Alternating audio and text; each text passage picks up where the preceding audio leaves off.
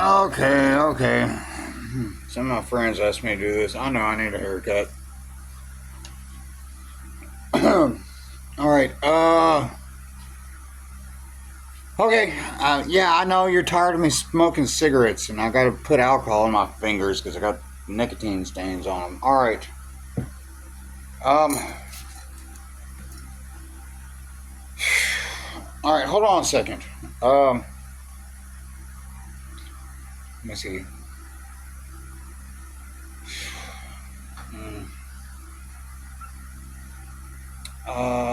Oh God, I don't know if I want to teach the kids this yet. Uh, uh,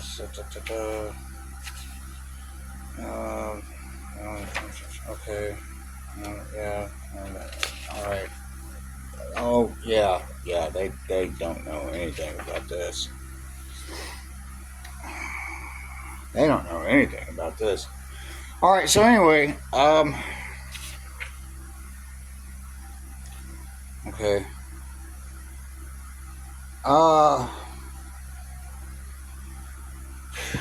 Alright,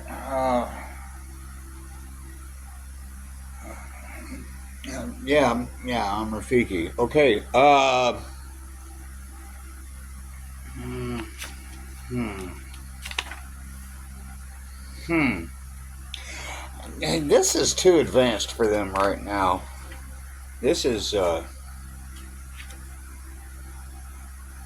way over their heads right now. I can't tell them this right now. This is the Book of Runes. Okay. But anyway, yeah. As far as full federal marijuana legalization is concerned, uh, uh, leave that to her. Okay, she's got it.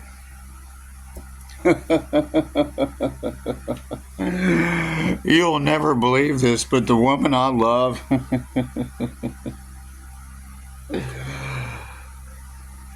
grows weed. She does. And she's an FBI agent. She's a federal agent. Anyway, um, okay. Here, hold on a second, Sass, okay? Uh, um, uh, okay. Here, I'll do this one. Put the kids to sleep. Alright.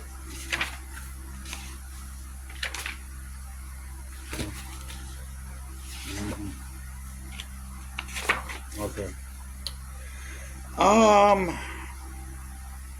Ho ho ho ho ho ho ho ho.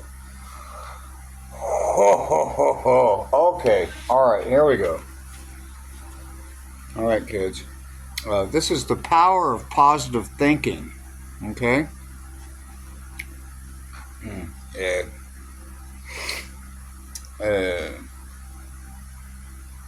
Hmm. Hmm.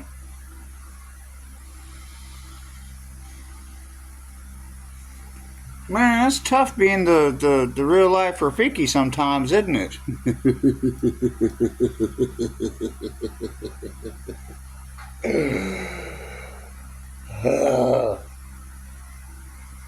Anyway, alright. Okay, yeah, the power of positive thinking. Alright, kids, you ready?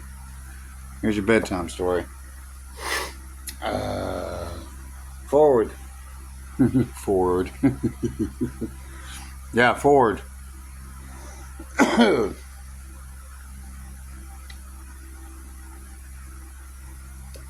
Alright. Alright. Kids, here you go. On the morning of Sunday, June 30th, 1957, cars snaked along Highway 5 in one of the biggest traffic jams Southern California had ever seen. Everyone was heading to the orange. Oh, God. By the way, Seska is a ninja, okay? A real life one. Biggest traffic jams Southern California has ever seen. She wants me to go work on the orange plant in Southern Cali. And I'm like, what does your husband think about that? And he's like, we don't care. Come on. Let's go to work. I was like, okay. That's another story. But anyway.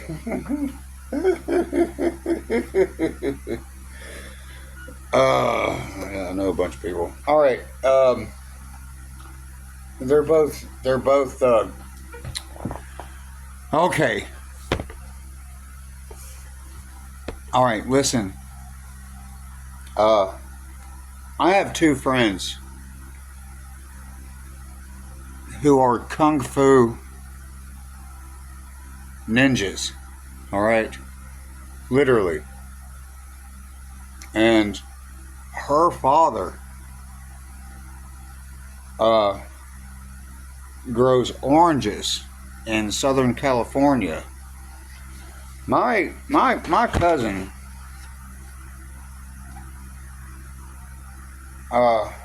is a U.S. Marshal in Alabama who lives next to a peach orchard. And we used to, in Alabama, and we used to go pick peaches out of the peach orchard. And her and her husband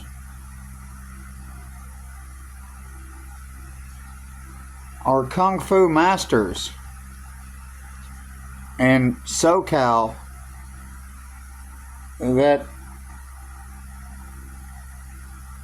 grow oranges, and they want me to come work for the orange farm in SoCal. Okay.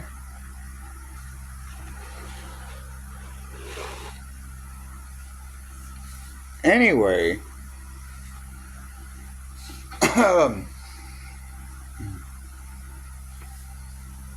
now she has a beautiful nose, I'm telling you. And so anyway, yeah, okay. The power of positive thinking. On the morning of Sunday, June 30th, 1957, cars snaked along Highway 5 in one of the biggest traffic jams Southern California had ever seen. Everyone was heading to the Orange Drive-In Theater, the first meeting place of today's Crystal Cathedral congregation, to hear America's most famous preacher, Dr. Norman Vincent Peale. The drive-in was full a half hour before services started. Cars were jammed into spaces that weren't meant to hold vehicles. An elder reported that we were over the parking capacity. He asked if he could close the gates. I told him so. I used the sound system to ask people who had space in their cars to turn on their headlights, thinking that we could fix more people in that way. Sure enough, people were so excited at the tremendous turnout and energy in that moment that many gladly welcomed other worshipers into their vehicles. It was 11 o'clock at the time to begin. The elder reported to me again, cars were turning away because they couldn't find a spot. We had an estimated audience of well over 4,000 people seated in thousands of cars. I couldn't believe it. I walked to the podium roof of the snack bar to see for myself and to get things underway. My wife, Arvella, already playing the prelude on the electronic organ, looked at me with amazement. Both of us were sensing the incredible positive excitement. It was time to introduce our guests. I saw from the corner of my eye the small, in stature, gray-haired master of positive thinking, Dao Te Ching. Before I knew what I was saying, I heard these words come from my mouth. Oh, God. We have with us today the greatest positive thinker who has ever lived. His words have been heard and read by millions of people all over the world. He has changed more lives than can be counted. The greatest positive thinker who ever lived is here with us today in person. His name is Jesus Christ. And here to tell us all about him is Dr. Norman Vincent Peale. I'm going to pass out. Oh, God, man. I'm going to... All right. Okay. Dr. Peale was surprised I could see. With his arms moving in sync, Dr. Peale boomed out, "If Jesus Christ were here today,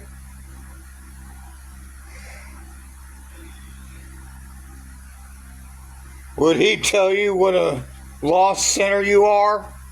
I nodded my head. He continued, "Would he tell you how bad you are? How you've failed?" Again, I nodded in agreement. Then he shocked me by shouting, "I don't think so. Deep down in your heart, you already know that. You already know what your most grievous sins are."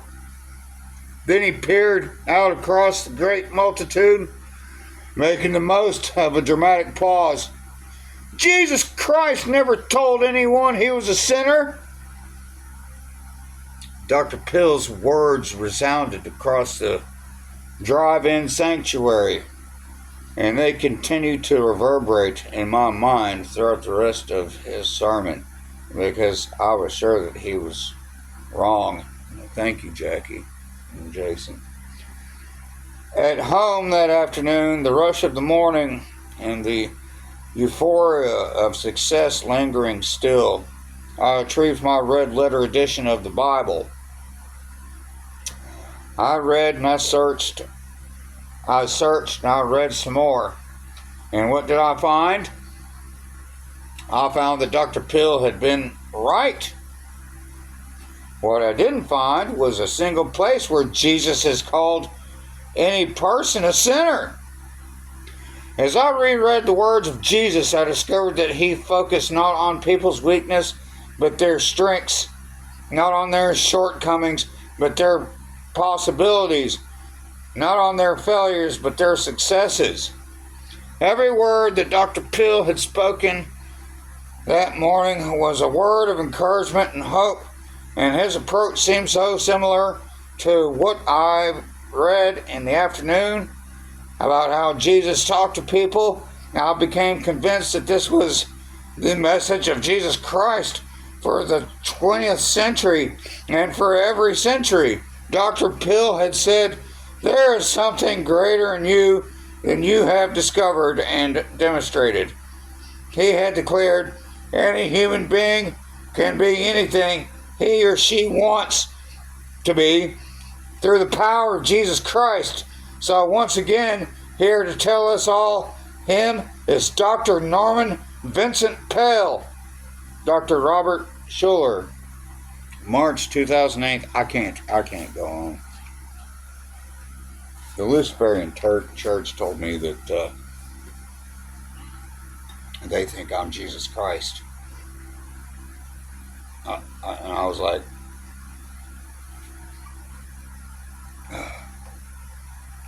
oh, why? And they're like, Brian, you're Jesus Christ returned. I said, how is that possible? These are people deep within the music industry and the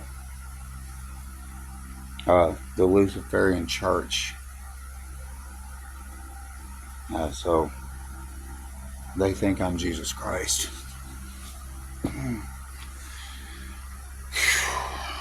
Oh, yeah.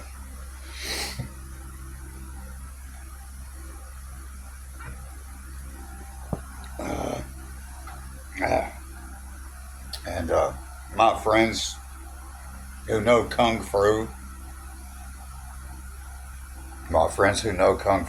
seriously, do you know what they had to do? They would dig 6-foot deep holes in the ground.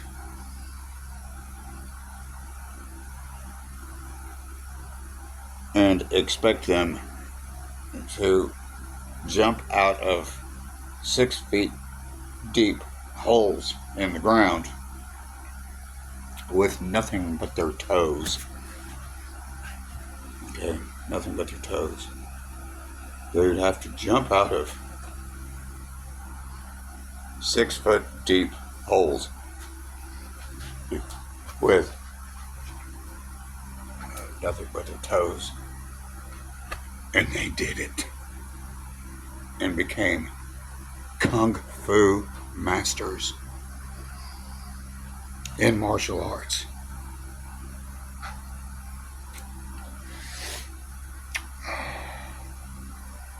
They did it.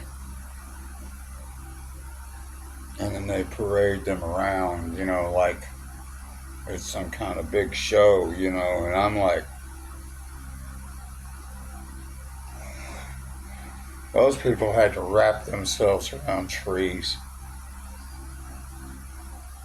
and hold themselves there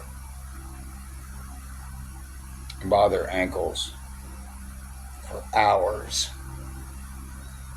and jump out of 6-foot deep holes with nothing but their toes.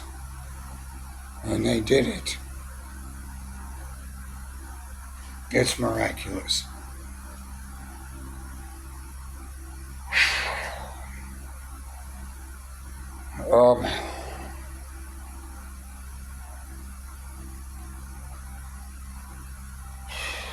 Okay. Here's your bedtime story, kids.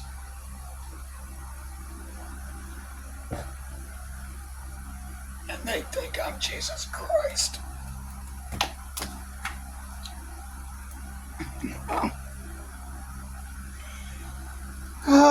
All right. Good night. Sleep tight. Don't let the bed bugs bite. Oh, God. I don't feel like getting crucified. All right?